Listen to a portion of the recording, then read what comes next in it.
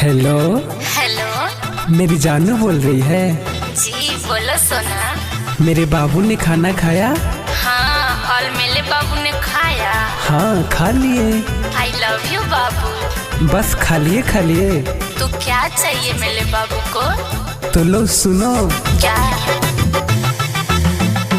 सुनो बेबी, बोलो सोना।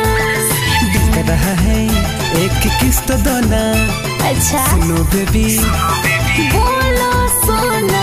दिल कर रहा है क्या? एक किस तो दो ना।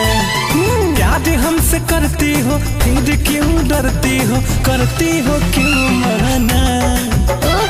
सुनो बेबी, बोलो सोना। दिल कर रहा है एक बात दो ना। अरे धत पागल।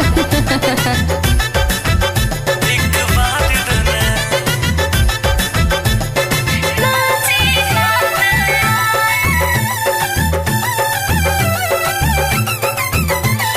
समझो मजबूरी मन को मानो, भैया है घर पे जान ना सकता। तो वहीं उड़ के दे दो ना। अच्छा जी। एगो चुमा खातिर का 4 दिन ला कहेबो, कबले मम्मी पापा के बहाना बहेबो। जाने तू ऐसे जंग न करो, फोन धरो तंग न करो, नहीं तो पड़ेगा हमको खोना। सुनो बेबी, बोलो सोना। दिल कर रहा है एक किस दो ना। ना ना ना ना, ना जी ना ना, ना जी ना ना। कान खोल के सुन लो, ना दूंगी ना लूंगी, शादी पहले कर लो सब पूरा करूंगी। बहुत सा दिवासन भी बड़ो हो। तब का?